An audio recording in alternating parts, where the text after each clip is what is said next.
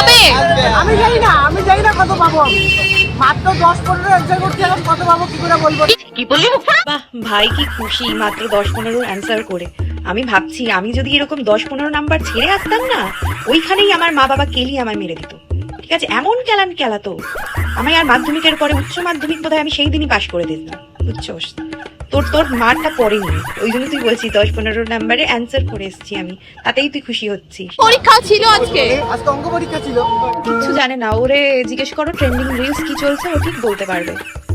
ওকে তোমরা প্রশ্নটাই ভুল করেছো। পরীক্ষা নিয়ে আমার কোনো মতলব নাই, বসে বসে আরামসে খাবো, বাবার টাকা। দয়া শঙ্কর হবে না। বাহ, পরীক্ষার সঙ্গে কোনো মতলব নেই। তাহলে পরীক্ষাটা দিতে এসেছিস কেন ভাই, শুধু শুধু কষ্ট করে? না না ভাই, তুই এত কষ্ট করিস না।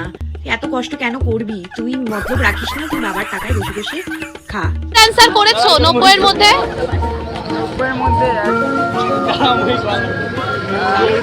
এইটা তো আরেকজন মাথা চুলকাচ্ছে। থাক, তুই আর ব্রেনে চাপ দিস না মনে করার জন্য।